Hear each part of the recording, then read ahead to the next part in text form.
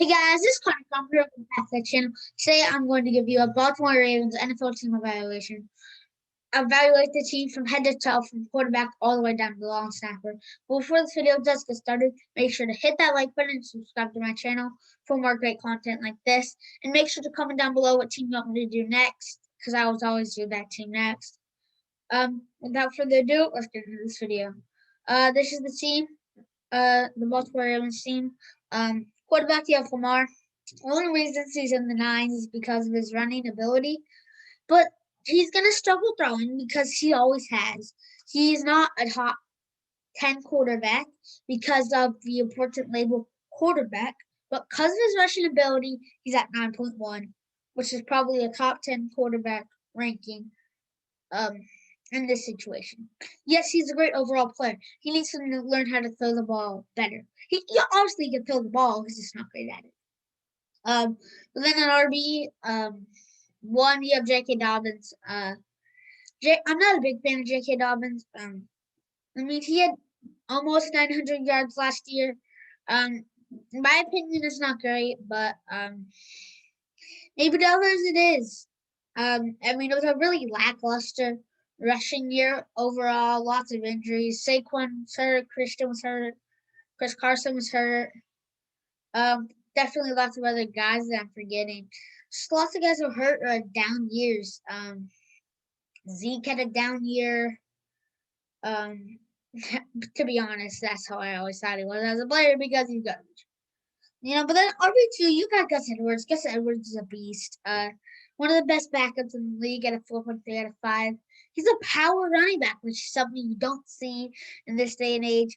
Very few of them. Derrick Henry's one of the last ones. Chris Carson's one of them. Can't really think of too many others after that. It's just cool to see a power back. And I think he has starting capability in the NFL, especially in teams like the Bills, the Dolphins, and the Arizona Cardinals. But then get into the receivers. Receiver one, you got receiver Sami Watkins, formerly a Kansas City Chief last year. Second receiver, he was always good in that second receiver role. Didn't live up to the top 5 hype and top 5 draft pick, but was always a solid player. Can't be too upset as a receiver one. Rather have him as just a good receiver too. But as a receiver one here, but it's not horrible because they have decent depth there. With Marquise Brown, who will definitely be better fitted as a second receiver. Single covered, a lot less, probably the majority of the time. Making Sami Watkins' life harder, meaning Sami Watkins will probably not get the total production you might expect out of him, but guys like Marquise Brown and Rashad Bateman will get a lot more. And you'll see Mark Andrews have another classic Mark Andrews season, maybe a little more, 800, 900 yards, could get up to the thousands, 8 to 10 touchdowns. That's the Mark Andrews season that you really are looking forward to as a Ravens fan. That's what Lamar Jackson needs, that short option, and that is what Mark Andrews is. Rashad Bateman is a good third receiver at 4.4 out of 5. Marquise Brown, 6.7 out of 7.5. You can see Rashad going up. I put him a little low because he's a rookie receiver. Marquise Brown could go up, and even Sami could have some big improvement. Same with J.K. Dobbins. If Lamar Jackson throws the ball better than he has been, then yeah, that would work for him. Lamar's never had 3,500 yards in a season, which is quite concerning. And for saying he is a top 10 quarterback, in terms of throwing the ball, is crazy. A top 10 player who plays quarterback, you can say that, not a top 10 overall player. But once we see him throw the ball better down the field, and to players besides Mark Andrews, that's going to elevate by a long shot. You can see him 9.6, 9.7. He'll be a top 5 quarterback in this league. Right now, he can't be. Right now, he's 8 or 9. And if you're looking at throwing the ball, he's down at like 15, 16. But then O-line, it's really taken a hit, especially with Orlando Brown leaving Ronnie Stanley, really the only valuable piece of the offensive line. And at 10.5 offensive line out of 15, one of the lower ones in the league. Unfortunate for the Ravens, they had a pretty good offensive line last year, especially at the tackle spots with Orlando Brown Jr. and Ronnie Stanley. But they don't have them anymore, so they're just going to have to deal with that. And Lamar Jackson's going to have to scramble a little bit more this year. But he has his blindside protector, which is always a little bit more important than that non-blindside protector. But yeah, now on to the defense here. We're going to go with Derek Wolfe at the left guard. He's not great by any means. With Matt Judah and Yannick Ngakoue being gone, the defense has taken a little bit of a hit. Still slightly better than the offense, as you can see, but 3.9 out of 5. Then Calais Campbell, who ain't spectacular anymore, ain't what he was as a Jaguar. He's old. He's like 32, 33. Can't be upset with this. He might even be 35, Calais is still a solid player, but he's not that perennial Pro Bowler like he was in Jacksonville. But at nose tackle, you have Brandon Williams, who's one of the better nose tackles in the league, not defensive tackle, nose tackle. There are a whole ton of nose tackles and very few quality nose tackles. But Brandon Williams is one of those quality nose tackles, which is a valuable piece for the Baltimore Ravens defensive line. And on to the linebacker for what should be the most important part of the team as they run a 3-4. We have LJ Ford and Patrick Queen at middle linebacker. Now, LJ Ford ain't great. Patrick Queen shows some promise, and if he fixes his tackling issues, he's going to seem to be a lot better of a player. Missed 22 tackles last year. That won't happen. Hoping he only misses around 10, which would be a big improvement, but I think he can do it. That's what he has to do if he wants to show that he's a quality starter in the league. Can potentially be a top 10 career middle linebacker in the league. Always there making plays. Maybe even top 5, like a Bobby Wagner, Devin White, Levante David, Demario Davis type of player. Because all those guys are great middle linebackers. And a weak side linebacker, you have Tyus Bowser, who's not that good. And neither is Pernell McPhee. Pernell McPhee used to be better, but he's taken a little bit of a hit in terms of how good he is. But they're fine on the outside, but they're not spectacular. Not guys you really want there, but overall not bad. Then at CB1, you got Marlon Humphreys. He looked pretty solid at CB1. Given 8.9 out of 10. Didn't have an amazing year last year. A lot better in 2019. Doesn't mean he's a bad corner. One bad year does not mean you're a bad corner.